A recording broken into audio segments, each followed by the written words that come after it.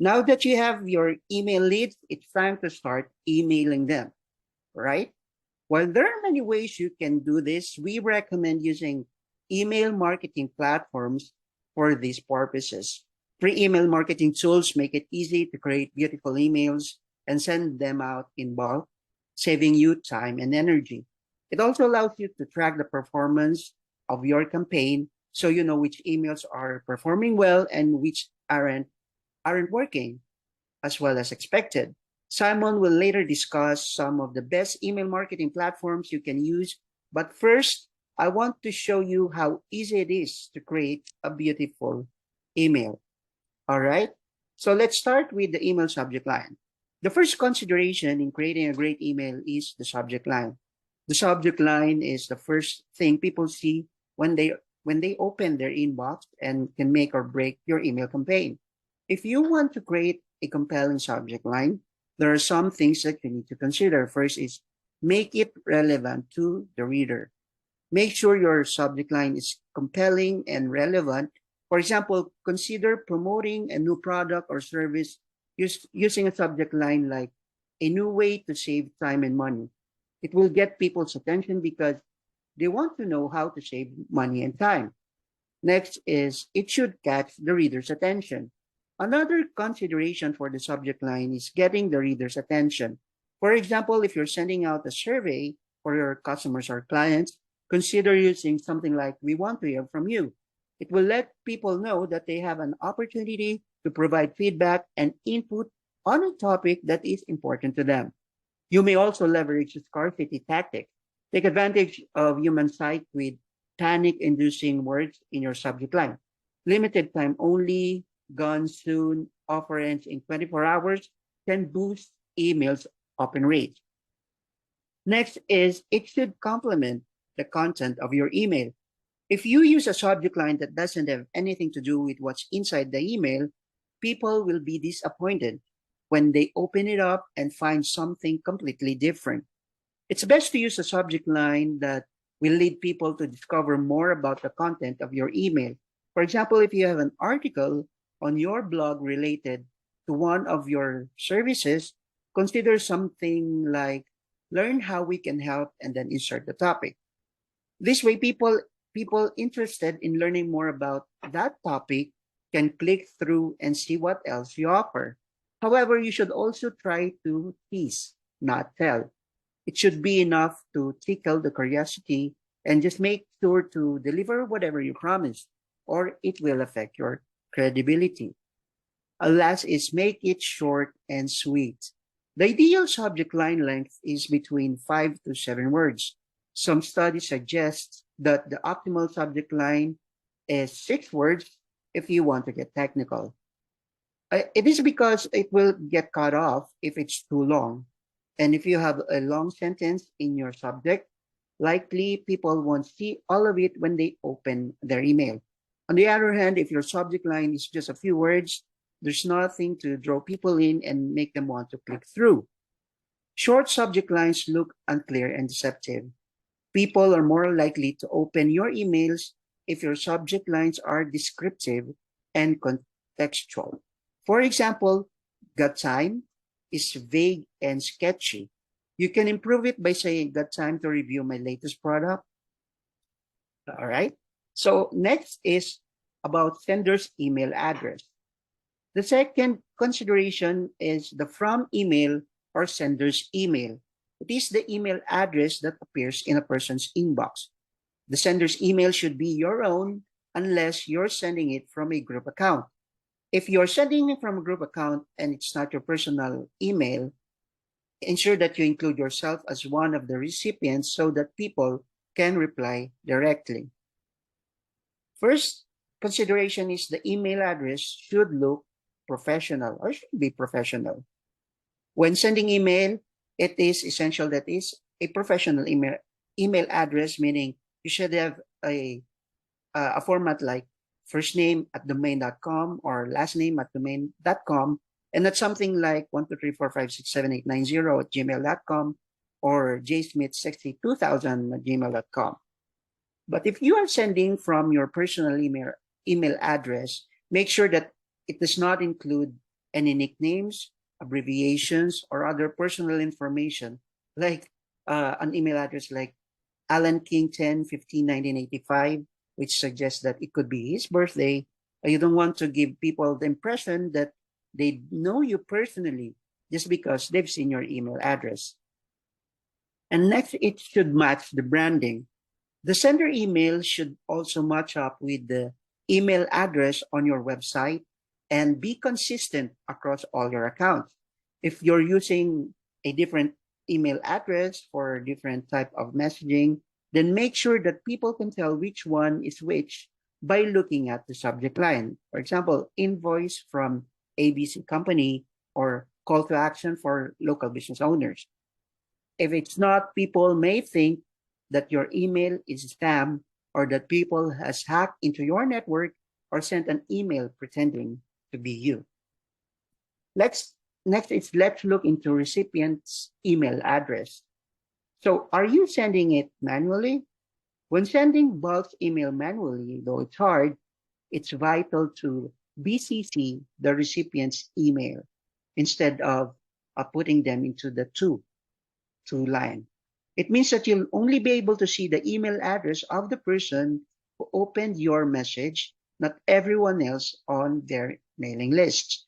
It is a crucial step because it prevents you from inadvertently spamming other people.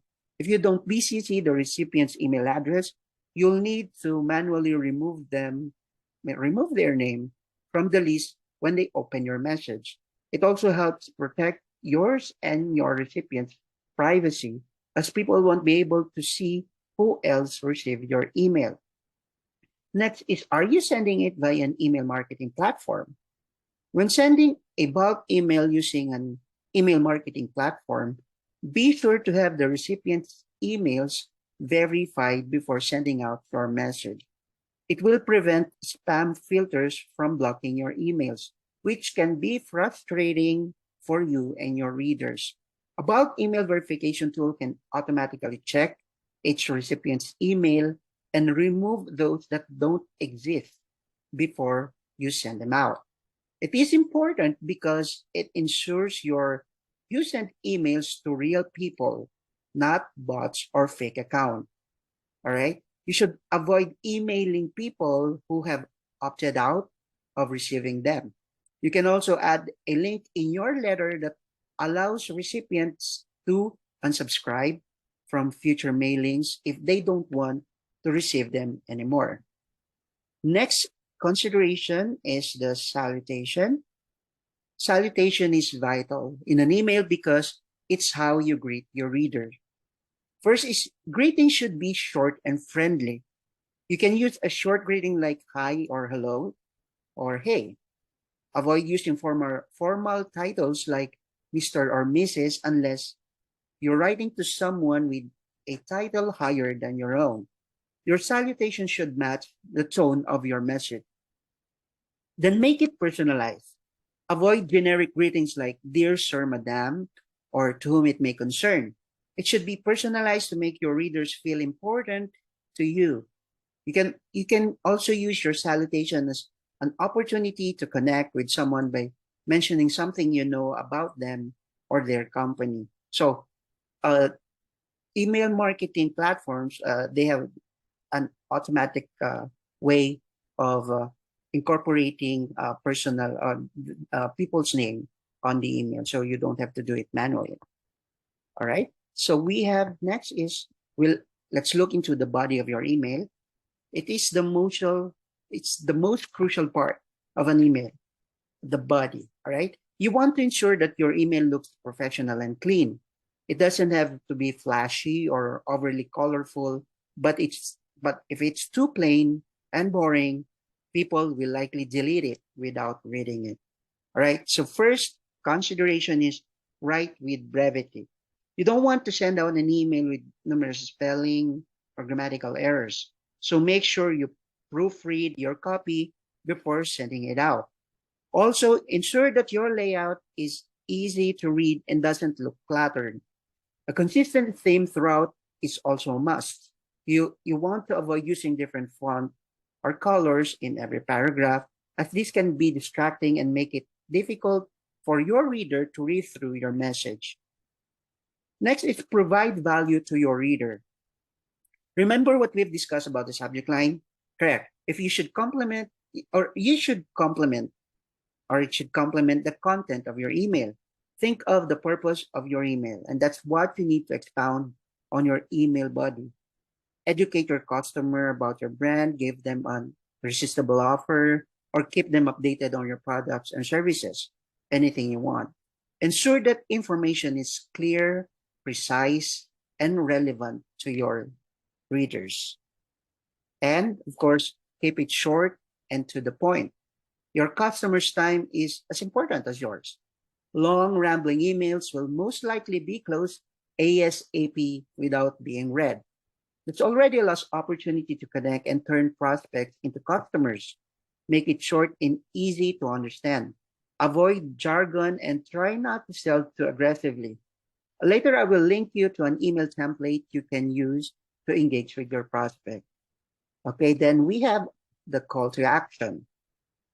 Your email's ultimate goal is to engage and convert your prospects into customers, right? So then you need a solid call to action that will drive them to how you want them to respond. First is the call to action button. We can use CTA button because it is one of the most effective for your prospects to take action. Use active language to get them to act. Click here to get code, incites motion than just the code button. Then we have the text link.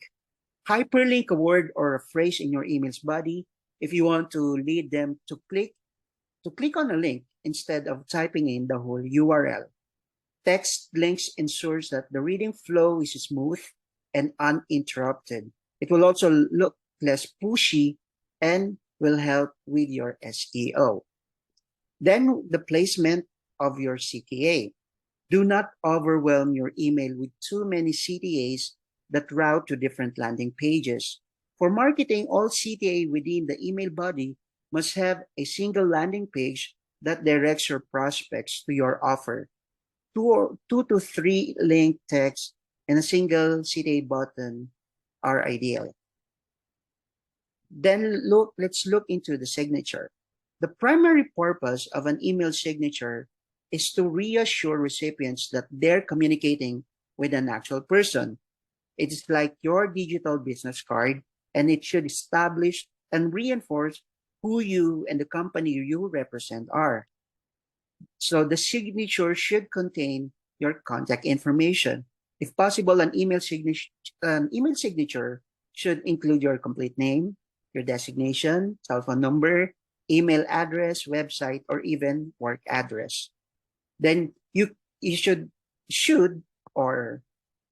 preferably you should include your latest picture and social media accounts. Others would add their photo and social media accounts, and some programs let you create professional signatures that you can include in your email.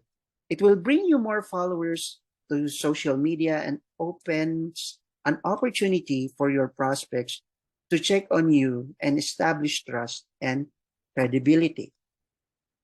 Then we have the disclaimer. It still makes sense for companies to use email disclaimers to protect their brand reputation and corporate liability. European Union and North America have regulations requiring businesses to add email disclaimers. A simple waiver like, if you're not the intended recipient, please contact the sender by replying to this email and destroy all copies of the original message.